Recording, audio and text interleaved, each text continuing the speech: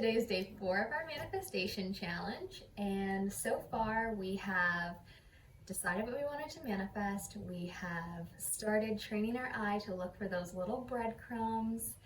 We are going in the right direction. We're seeing a little bit of progress. Now what? So the next step is going to be accepting that you're changing. It can be scary to change. And one of the three things that can happen is fight, flight, or freeze. And freeze is essentially just not taking any action at all. I can see why this is tempting, and I can see why it's logical based on the current kind of conversation around manifestation, because you don't need to do anything because your higher self has it all covered.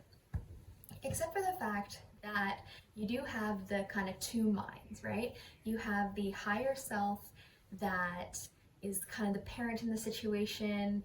If you're looking at your manifestation as a trip to the grocery store as a metaphor, the higher self knows why you're going, how long it takes to get there, what you need, the fact that you're going to get the groceries in the end, and when you're going to get to go home, right? But if you think about your other mind, which is the physical mind, as the higher mind's toddler, for example, you just know that you want your treat and you want it now, and then you want to be back home watching your TV. So you're at liberty to throw a fit at any point in time and totally derail the shopping trip, right?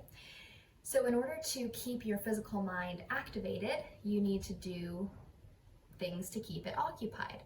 So the first one we talked about on day 2, which was finding your little breadcrumbs, activating your logic, which is that, oh, it exists here, why can't it exist here? It exists here, why can't it exist here?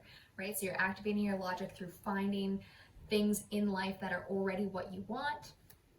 And also like, oh, well, my life already kind of looks a lot like that, then why couldn't I just have this thing? It's not that big of a stretch. Then we talked about opening the possibility portal. It also gives your physical mind something to do in a positive direction, something that can kind of tinker with while the manifestation comes through. And the third thing that we're going to talk about today is using everyday rituals and incantations to ask for change.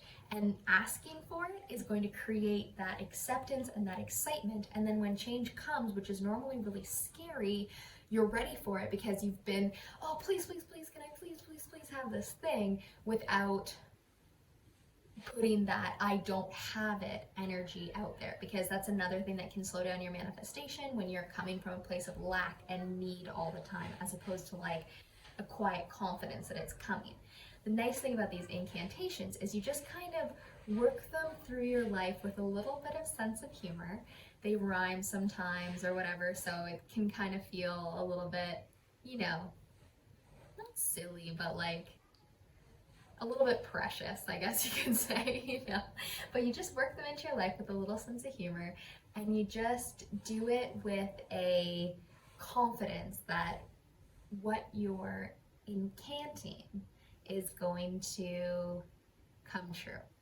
So the same thing that you do when you make your manifestation ahead of time, you do the same thing with these little activities that is probably things you're already doing in your everyday life, but it's taking these everyday things, rituals you already have, and just making them magic instead.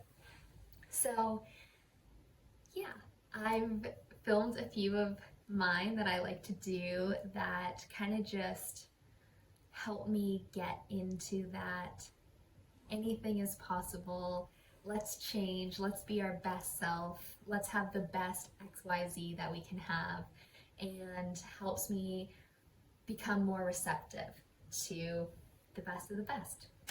So here they are.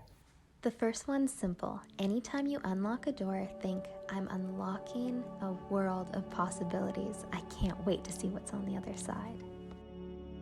When you have hair that you are ready to remove, you're going to infuse them with all the other things in your life that you want to remove. So as you're putting on your shaving cream, just think about what you'd like to take off your life, whether that's pounds or like emotional weight or spiritual baggage. You just infuse all of it into each strand of hair. Then when you start shaving, you're going to say to yourself, with each stroke of the razor, I release and let go, shedding the old, revealing my glow. I am light, I am free, a happier self I set free. Embracing joy and positivity, I now choose to be. So when you're done, you're gonna feel the feeling of having shaved legs, and let that feeling radiate through your whole body and carry you forth on your day. Who doesn't love shaved legs? Oh, makes me feel like a woman. When you're throwing out trash, attach something negative to it, toss it out, slam that thing goodbye. When you're putting on your shoes for the day, say, with each step I take, I embrace my best self, confidence and success, my inner wealth. These shoes empower and guide my way. Stepping into greatness, I seize the day. I also love to give myself a little all-knowing wink every time I pass a mirror. If you want your hair to grow longer, putting it in braids before bed is a great way to do that, but also if you combine it with this incantation. So, take a few minutes to ground yourself and connect with your intention. Visualize your hair growing longer and healthier, radiating with vitality. Comb or brush your hair gently, removing any tangles or knots. As you do this, repeat the following incantation. With every strand, my hair does grow, long and lustrous, its sheen aglow. From roots to ends, the growth is fast. My hair flourishes, my waist it's past. Next, take your product or a few drops of essential oil and run it through your hair. As you do this, visualize the product nourishing your hair follicles and promoting growth and strength. Now, begin to braid your hair. As you weave each section, imagine you are weaving in the energy and growth and vitality. While braiding, recite this incantation. With each braid, my hair does thrive, longer and stronger, looking alive, shining with vitality, reflecting health, beauty, and inner divinity. When you're all done, play with your hair and picture playing with it down longer than it actually is, as if you're just running it through the full length. Maybe hang a little lavender by your pillow. Before bed, light a white or blue candle to invoke a serene and tranquil atmosphere. Take a few deep breaths to center yourself and let go of any tension or stress. Imagine your pillow becoming infused with pure, positive energy that will support your rest and rejuvenation. Gently fluff and shake your pillow, visualizing any negative or disruptive energies being released and dissipated. While fluffing, recite the following incantation. As I fluff this pillow with care, I invite a night of sleep so fair. Peace and serenity gently embrace. In dreams I find my tranquil space. Extinguish the candle, symbolizing the transition from wakefulness to sleep. And if you're manifesting your dream body too, feel free to use this one. By the moon's gentle glow, as I lay in slumber's flow, I release the weight that no longer serves with each dream that softly stirs. My body transforms with grace and ease, shedding pounds as I peacefully sleep. Metamorphosis occurs as I rest, aligning my being with what's best. Weight dissolves, revealing my light. My dreams shape my body, day and night. I awaken to a new, vibrant me in harmony with my body's decree. All right, so those spells are a little bit too long to post them in their full form in the description below. So I'm actually going to be creating some info style graphics and I'm going to be posting them on my Tumblr. So I'll link my Tumblr below. I'm going to update it weekly with different spells, different everyday incantations, some of my greener, witchier stuff, and some of my art, some of my hypnoscapes.